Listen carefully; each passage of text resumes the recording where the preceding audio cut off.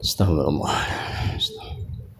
Assalamualaikum warahmatullahi wabarakatuh.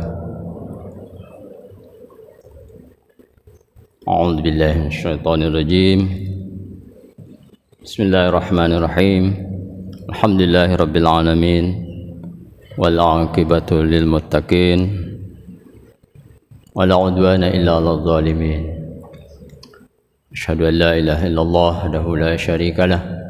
Asyhadu anna Muhammadan abduhu wa rasuluh.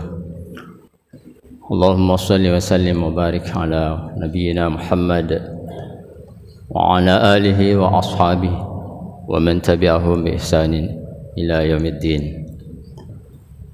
Qala Allah ta'ala a'udzu billahi minasyaitonir rajim.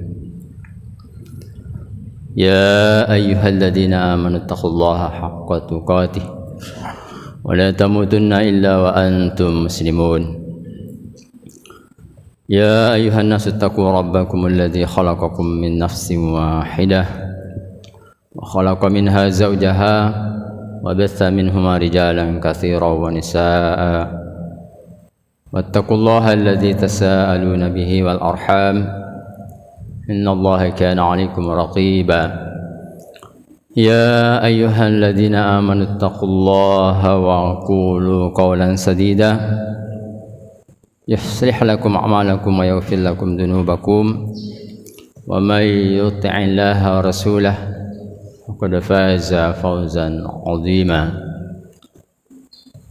ما بعد جماعة صلاة subuh Masjid Syuhada rahimakumullah. Pertama-tama marilah sama-sama kita memanjatkan puja dan puji serta syukur kehadirat Allah Subhanahu wa taala yang mana hingga detik ini kita masih diberikan beragam nikmat Allah yang tak bisa kita hitung, karena memang kita tidak akan sanggup sebagaimana Allah nyatakan dalam Al-Qur'an, in ta'uddu ni'matallah la tuhsuha.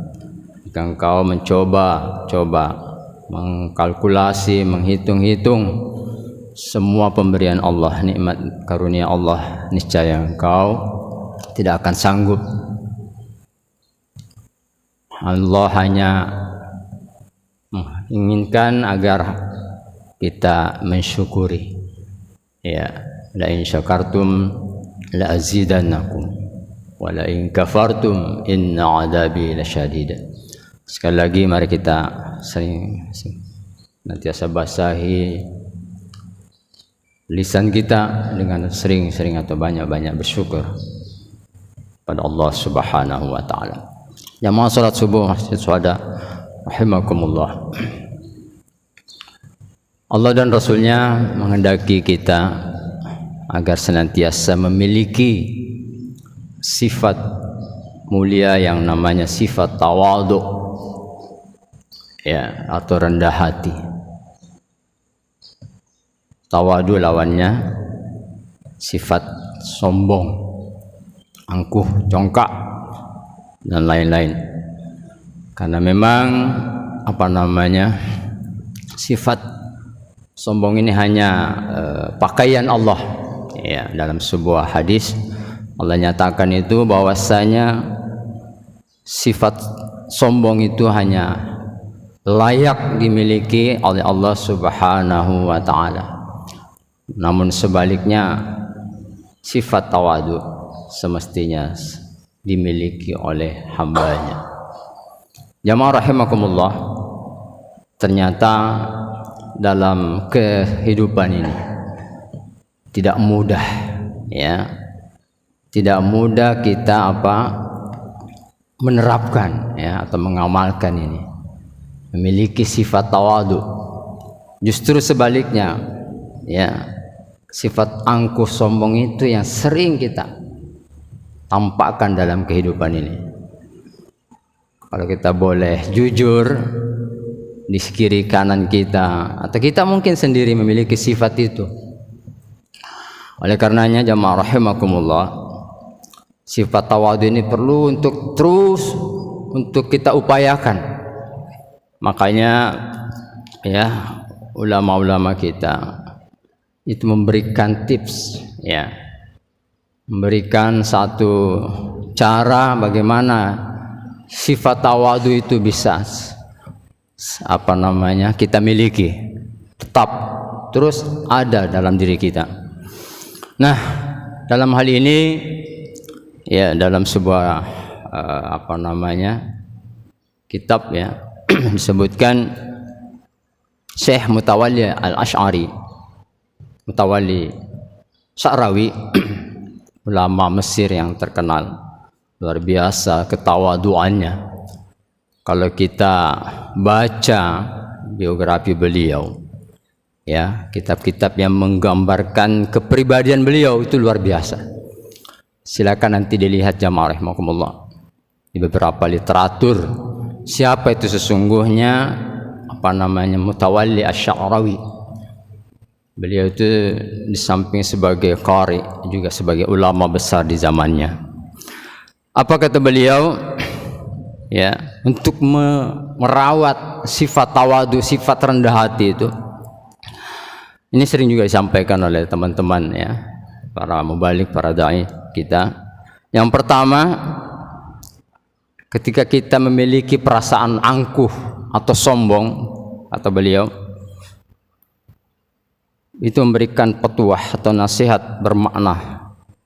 Ya, ketika kita berjumpa dengan orang lain, ini kan hubungannya dengan manusia lain, sifat takabur itu muncul ya, atau timbul. Yang pertama, bila engkau bertemu dengan seseorang, ya, hendaknya engkau memandang dia itu lebih utama atau lebih baik daripada kamu, daripada dirimu. Ya, kemudian katakan dalam hatimu itu apa? Kata beliau, boleh jadi dia lebih baik di sisi Allah daripada diriku ini dan lebih tinggi derajatnya. Itu yang mestinya kita ya pahamkan dalam diri kita, bahwa ternyata orang itu lebih baik dari diri kita.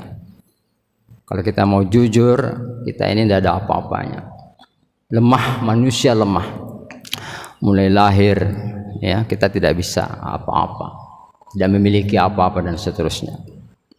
Bahkan kita ini sesungguhnya diliputi oleh beragam kekotoran, dari ujung rambut sampai ujung kaki itu. Ya, kenapa kita harus mandi? Kan untuk menghilangkan kotoran-kotoran itu. Sesungguhnya apa yang ingin kita sombongkan, angkuhkan? Kalau kita mau merenung seperti itu, jamaah rahimakumullah. Itu yang pertama. Kita berupaya memahami bahwa orang lain itu lebih baik dari kita. Kemudian yang kedua, ya, lebih lanjut beliau katakan, untuk menjaga sifat tawadu ini, sifat rendah hati.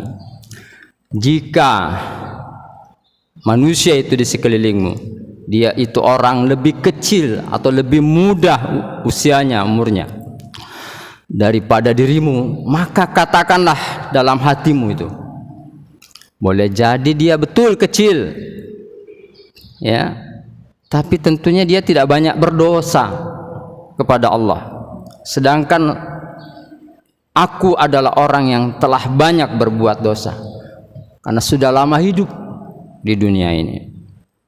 Ya, maka tidak diragukan lagi kalau dirinya tentu lebih baik di sisi Allah dibanding aku. Jadi sekali lagi ya, usia itu menggambarkan, tidak selalu menggambarkan ya kebaikan, seperti digambarkan dalam poin kedua dari ungkapan beliau ini. Ketika engkau melihat anak kecil, jangan melihat usianya, tapi lihat bahwa sesungguhnya dia itu tentunya karena dia baru hidup dalam dunia ini, tidak banyak melakukan hal-hal yang tidak baik ya. Mungkin betul tidak sedikit yang dia lakukan, banyak lakukan kebaikan, tapi tentunya dosa yang dilakukan juga sebaiknya tidak. Itu yang kedua, jamaah rahimakumullah, untuk merawat sifat tawadu, sifat rendah hati yang perlu mungkin kita terus upayakan supaya kita tidak terbetik sifat angkuh sombong dalam diri kita. Yang ketiga, bila dia orang yang lebih tua, sebaliknya tadi, hendaknya kita juga berpikir ya, berkata dalam hati kita, orang ini telah lebih dahulu beribadah kepada Allah ya daripada diriku. Pastinya seperti itu. Ya, kebalikannya tadi. Kalau dia masih muda, tentu dia tidak banyak berbuat dosa. Tapi sebaliknya ketika kita melihat orang yang lebih di atas kita, orang dari segi usia, ya tentu mereka sudah banyak hal dalam kebaikan yang dilakukan. Sebaliknya kita mungkin belum bisa melakukan banyak hal dalam hal kebaikan itu. Ini tips atau cara yang ketiga untuk merawat sifat tawadu itu pada diri kita.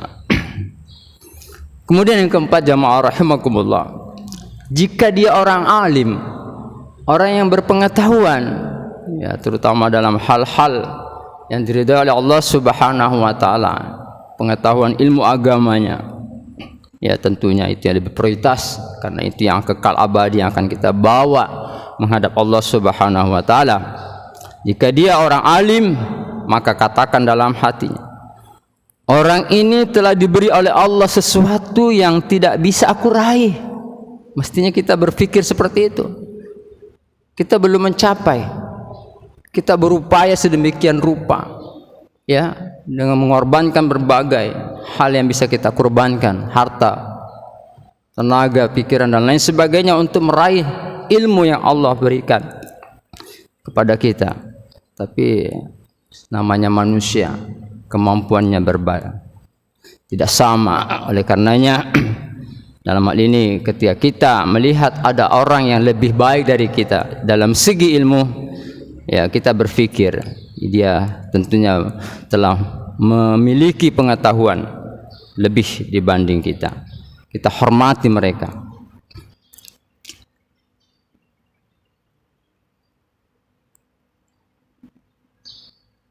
Jadi sekali lagi yang keempat ini, kata beliau, jika dia orang yang alim, maka katakan dalam hatimu, orang ini telah diberi oleh Allah sesuatu yang tidak bisa aku raih, telah mendapatkan apa yang tidak bisa aku dapatkan.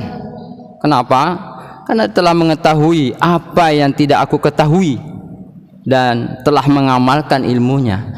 Tentunya tidak sekedar punya ilmu, memiliki ilmu, tapi dia terus tentunya berupaya untuk mengamalkan. Sementara kita mungkin ya, ilmu kita tidak ada atau ada sedikit, bahkan tidak kita amalkan. Itu yang keempat, jamaah rahimakumullah. Bagaimana untuk bisa menjaga atau merawat sifat tawadu yang sudah ada di dalam diri kita. Kemudian yang kelima, jamaah rahimakumullah, sebaliknya, bila dia orang yang tidak berpengetahuan, dia orang yang bodoh di mata manusia mungkin, katakan ya dalam hati kita, dalam diri kita ini, orang ini durhaka kepada Allah karena kebodohannya.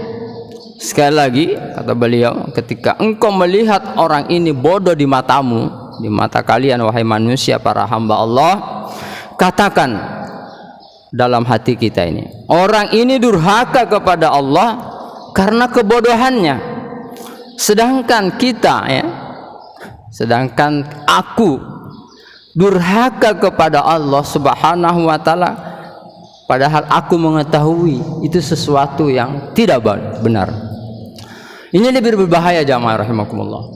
Lebih berbahaya dibanding kita melakukan kedurhakaan karena kepintaran kita ya, karena ilmu kita, dibanding orang yang melakukan kedurhakaan kepada Allah karena kebodohannya ya. Sehingga ada penyakit yang berbahaya dalam hidup ini ketika manusia itu sudah dijangkiti yang namanya keangkuhan intelektual, kesombongan karena pengetahuan yang dia miliki. Tidak sedikit ya riwayat-riwayat yang menggambarkan begitu berbahayanya namanya ilmu ini. Makanya ulama kita atau Rasulullah bahkan memberikan ya doa kepada kita untuk terhindar dari ilmu yang tidak bermanfaat ya. Banyak riwayat yang menyebutkan pentingnya kita berdoa agar terhindar dari ilmu yang tidak bermanfaat. Salah satunya tadi, kita salah gunakan justru untuk menyombongkan diri di hadapan manusia. Kemudian yang yang keenam, jemaah rahimakumullah, bila dia orang yang kafir, ya, orang kafir, orang yang tidak beriman kepada Allah Subhanahu wa taala, maka katakan dalam hatimu, aku tidak tahu, bisa jadi dia akan masuk Islam. Ya, kita tidak langsung memvonis, wah nanti kamu masuk neraka dan seterusnya, tapi camkan dalam hati kita, betul hari ini dia betul kafir di hadapan manusia. Aku tidak tahu, bisa jadi dia akan masuk Islam suatu saat, lalu menyudahi seluruh amalannya dengan amal soleh. Ya, kalau kita baca riwayat-riwayat jamaah rahimakumullah, ini betul-betul luar biasa. Ada orang yang mulai hidup dari awal sampai di penghujung kehidupannya, ternyata Allah takdirkan dalam keadaan su'ul khatimah. Namun sebaliknya, ada mungkin dalam hidupnya bergelimang dengan perbuatan-perbuatan yang tidak diridai oleh Allah Subhanahu wa taala. Namun sebaliknya, Allah anugerahi dengan kehidupan yang indah, yaitu husnul khatimah. Sekali lagi, kita ini manusia yang hanya bisa melihat di permukaan saja. Kita tidak bisa melihat apa sesungguhnya akan terjadi ke depan. Oleh karenanya, kita hanya bisa berdoa kepada Allah Subhanahu wa taala agar terhindar dari sifat-sifat yang tidak diridai oleh Allah Subhanahu wa taala. Sekali lagi, yang keenam ini jamaah rahimakumullah, kata beliau, bila dia orang kafir, orang yang tidak beriman kepada Allah, maka katakan dalam hatimu, aku tidak tahu, bisa jadi dia akan masuk Islam karena kekafiran tadi sebelumnya, lalu menyudahi seluruh atau mengakhiri seluruh amalannya dengan amalan soleh. Bisa jadi aku terjerumus, ya sebaliknya, bisa jadi aku terjerumus menjadi kafir, lalu menyudahi seluruh amalku dengan amal yang buruk itu. Na'udzubillah summa na'udzubillahi min dzalik. Sekali lagi jamaah rahimakumullah, kita jangan terlalu percaya diri, tidak terlalu yakin sepenuhnya, sekalipun memang dalam hidup ini perlu berharap amat kepada Allah. Ya, ada namanya harap, sebaliknya kita tidak boleh berputus asa. Ya, namun sekali lagi kita harus dibarengi dengan senantiasa berdoa kepada Allah Subhanahu wa taala, karena hanya Allah yang bisa membolak-balikkan hati manusia. Ya, oleh karenanya sekali lagi, untuk merawat sifat tawadu ini agar kita sebaliknya tidak terjerumus kepada sifat sebaliknya yang sombong tadi, yang Allah murkai, maka ada 6 hal tadi yang perlu kita coba terapkan dalam kehidupan ini. Berpikir positif dalam kehidupan kita. Mungkin ini yang dapat kami sampaikan, mudah-mudahan ada manfaatnya. Mohon maaf atas segala kekurangan. Akhirul kalam, billahi taufiq wal hidayah. Subhanakallahumma bihamdika asyhadu an la ilaha illa anta astaghfiruka wa atubu ilaik. Dan Allah wa yakum ajma'in. Assalamualaikum warahmatullahi wabarakatuh.